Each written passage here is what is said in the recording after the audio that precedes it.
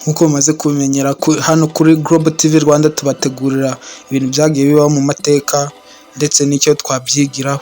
Uyu munsi rero twabateguriye amateka y'intambara y'ubwami bwa Jin ndetse na Song. Intambara hagati ya Jin n'ubwami bwa Song. Intambara ya Jin Song zari urukurikirane rw'amakimbirane hagati y'ingoma ya Jin yo mu 1115 kugeza 1234 yayoborwaga n'aba Johnson, n'ingoma ya Song yo muri 960 yagejeje 1279 yayoborwaga n'aba Han. Mu mwaka w'1115 amashyirahamwe y'aba Johnson yigometse ku bayobozi babo, n'ingoma ya Liao yo muri 916 yagejeje 1125 yayoborwaga n'aba Khitan, maze batangaza ishingwa rya Jin. Bifatanyije na Song kugira ngo barwanye umwanzi bahuriyeho ari we Liao. Aba Jin biyemeje gusubiza Song intara zizwi nka 16 prefectures zari zarafashwe na Liao kuva mu mwaka wa 938. Song yarabyemeye, ariko gutsinda vuba kwa Jin kuri Liao hamwe n'intege nke za gisirikare za Song byatumye Jin yanga gutanga izo ntara. Nyuma y'ibiganiro byinshi byashaririye impande zombi, aba Johnson bageze aho batera Song mu 1125. Bohereza umutwe umwe w'ingabo muri Taiwan, undi bawunyuza i Biajiang, ubu ni mu mujyi wa Kaifeng, umurwa mukuru wa Song. Batunguwe n'ayo makuru y'igitero, generali wa Song witwa Tong Guan yashatse ubuhungiro ava muri Taiwan yari yagoswe, maze nyuma arafatwa. Ubwo umutwe wa kabiri w'ingabo za Jin wegeraga umurwa mukuru, umwami w'abami wa Song witwa Huizong yatanze yegura ku ntebe y'ubwami maze ahungira mu majyepfo.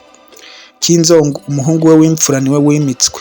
Ingoma ya Jin yagoswe Kaifeng mu 1125, ariko Qinzong aganira nabo ngo bave ku murwa mukuru. Bemeye kwishyura amafaranga menshi buri mwaka, amafaranga yitwa indemnity. Qinzong ntiyubahirije ayo masezerano, maze ategeka ingabo za Song kurinda intara aho gukomeza umurwa mukuru. Jin yasubukuye intambara maze yongera kugota Kaifeng mu 1127. Bafashe mpiri Qinzong, abagize umuryango w'ubwami benshi n'abayobozi bakuru b'ingoma ya Song mu gikorwa kizwi nka Jinkang Incident. Ibi byatandukanyije Ubushinwa bw'amajyaruguru n'Ubushinwa bw'amajyepfo hagati ya Jin na Song. Abasigaye mu muryango w'ubwami wa Song bahungiye mu majyepfo y'Ubushinwa, maze nyuma yo kuguma igihe gito mu mirwa mikuru itandukanye y'agateganyo, amaherezo bimukira Illinois, ubu ni muri Hangzhou. Uku guhunga kwatandukanyije iyi ngoma mu bihe bibiri: Northern Song y'amajyaruguru na Southern Song y'amajyepfo. Amakimbirane rero n'isenyuka rya Jin. Aba Johnson bagerageje kwigarura amajyepfo y'Ubushinwa mu myaka y'1130, maze bamaze intambara y'inyeshyamba zishyigikiye Song mu majyaruguru hamwe n'ibitero bya mu bajenerali ba Song barimo UFA na Han Shinzung. Bajenerali ba Song bishubije tumwe mu duce twari twarafashwe, ariko basubira inyuma babitegetswe n'umwami w'abami wa Southern Song, Gaozong, wari ushyigikiye ko intambara yarangira mu mahoro.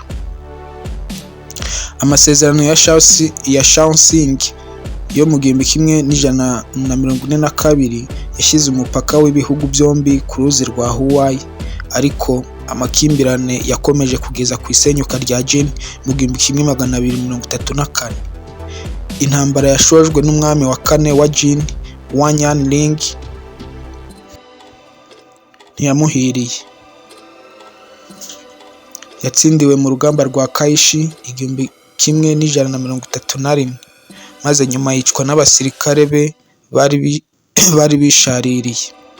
Igitero kuri Jin cyari kigamije kwihorera cyakozwe na Song mu 1206 kugeza 1208, nacyo nticyagize icyo kigeraho.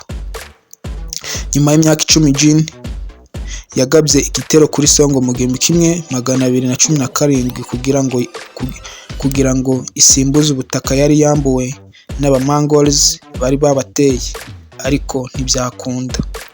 Song yifatanyije n'aba-Mongols mu 1233, maze mu mwaka wakurikiyeho bafatanyiriza hamwe gufata Kaizu, aho umwami wa Jin yari yihishe bwa nyuma. Ingoma ya Jin yasenyutse uwo mwaka. Nyuma yo gusenyuka kwa Jin, Song yahise iba intego y'aba-Mongols, maze nayo isenyuka mu 1279. Rero tugeze ku mpinduka mu bukungu n'ikoranabuhanga izi ntambara zateje. Izi ntambara zazanye impinduka zihuse mu ikoranabuhanga, umuco n'imibare y'abaturage mu Bushinwa.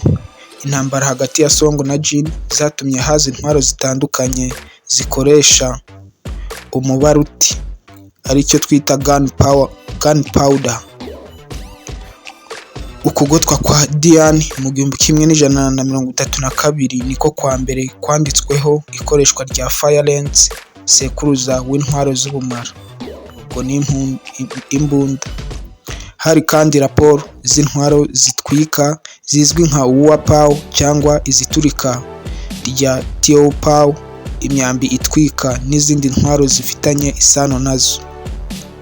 Mu majyaruguru y'Ubushinwa, Abajansan bari bake mu butegetsi bw'ubwami bwari bwiganjemo abaturage bahoze bayoborwa na Song. Abimukira b'Abajansan batuye mu duce bafashe maze bivanga n'umuco waho. Jin nk'ingoma yabigaruriye ubutaka, Conquest Dynasty yashyizeho inzego z'ubutegetsi zishinze imizi zishushanyije ku ngoma z'Ubushinwa zabanjirijeho. Bashingira ku butegetsi bwabo ku ntekerezo za Confucian philosophy. Impunzi za Song zavuye mu majyaruguru zitura mu majyepfo y'Ubushinwa, amajyaruguru yariyo nkingi y'umuco w'Ubushinwa, kandi kwigarurira kwayo na Jin byagabanyije icyubahiro cy'ingoma ya Song.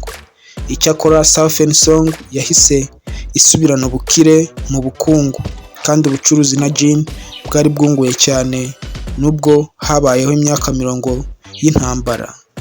Linyang, umurwa mukuru wa Southern Song, wagutse uba umujyi ukomeye w'ubucuruzi.